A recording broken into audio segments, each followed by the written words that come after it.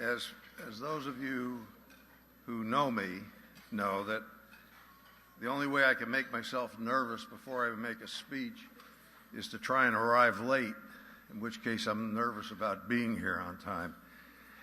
In this case, I'm nervous because they wanted me to cover everything in 8 minutes. Nobody asked me what I was going to say. Herb, 8 minutes. The steak is coming.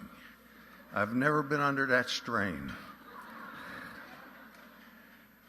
But I wanted to take advantage of 8 minutes to talk to you just a little bit, because as you get to the stage where I am, you've been there.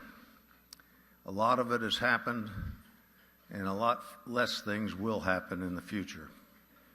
And if there's some thoughts that you can share with people, maybe now's the time to do it. I'm not anxious to do any more speeches. I don't need to be interviewed on television. I don't need to be on 60 Minutes. None of that interests me. I loved being a trial lawyer when everybody hated him, because I thought we were doing the right thing. When I started practicing, there were 43,000 deaths in California from automobile accidents.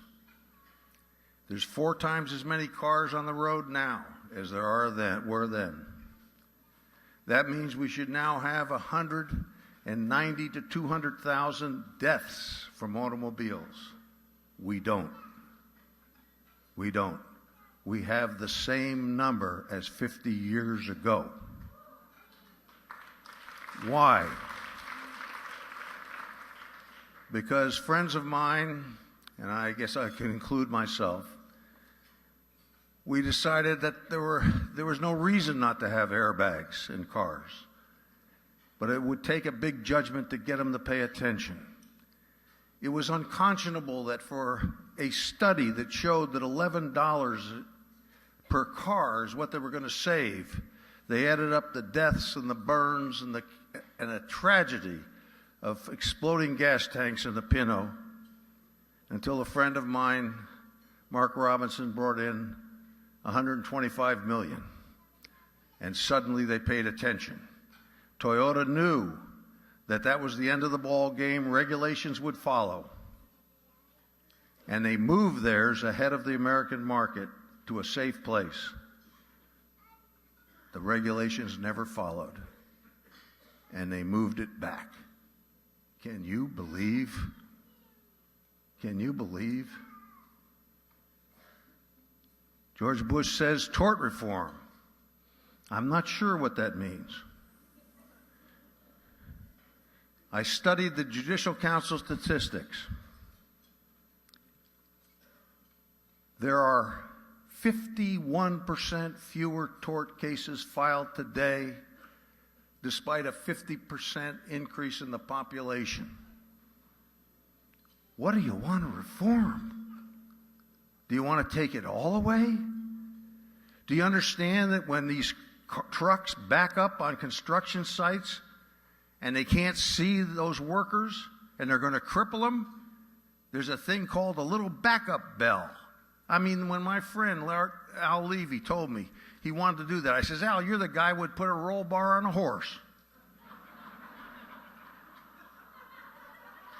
I said, we got a bad enough image without going around doing that stuff. Well, they've got them on forklifts today.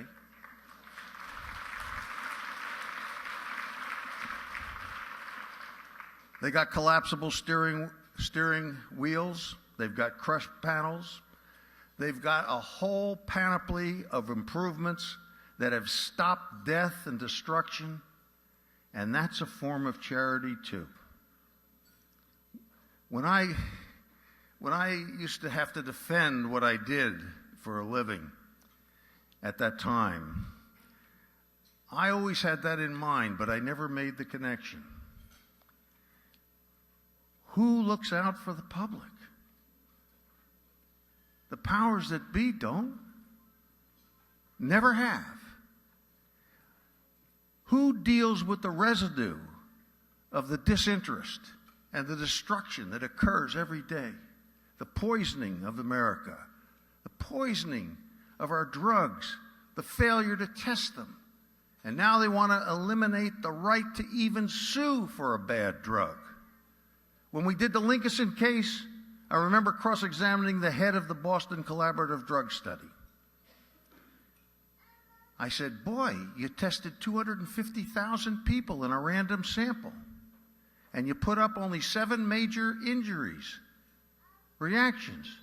That sounds like I shouldn't even be here in this courtroom. He said, well, that's the record.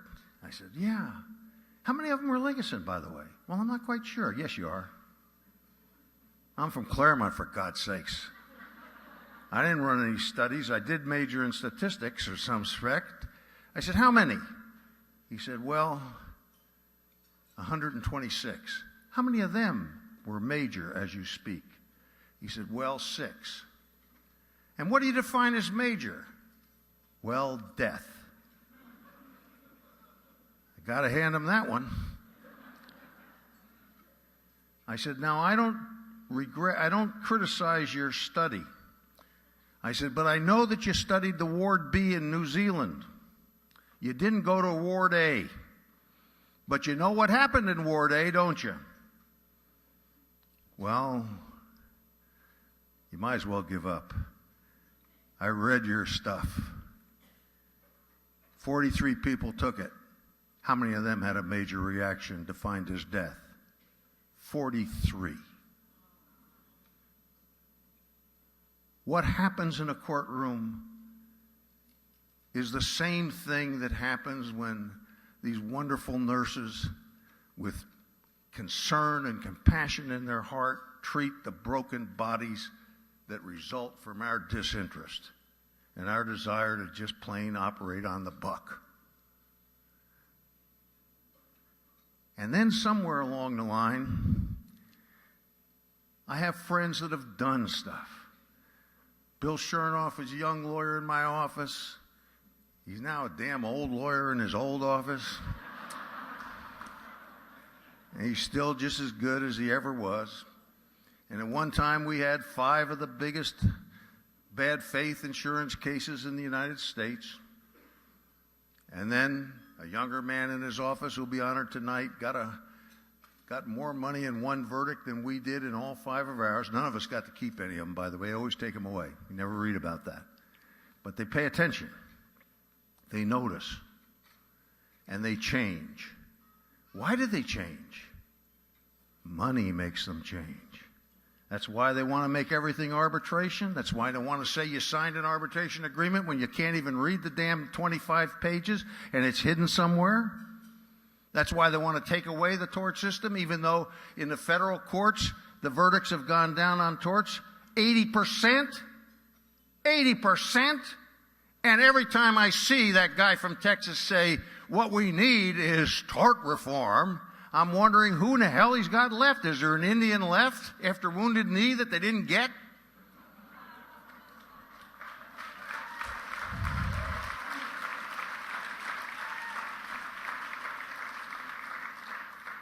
We do it for free. We lose, we don't get paid. My last trip around the track, I decided, you know something, I can't believe they got $650 toilets.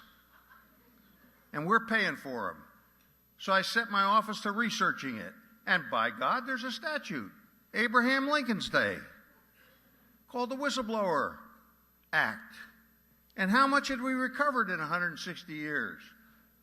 $365,000 in 165 years. Well, those of you with terribly good memories will remember about 5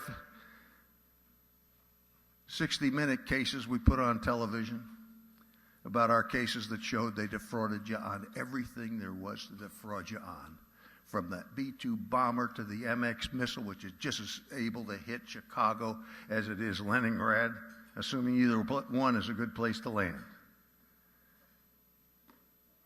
17 to $25 billion has been recovered. And what did Ken Starr want to do?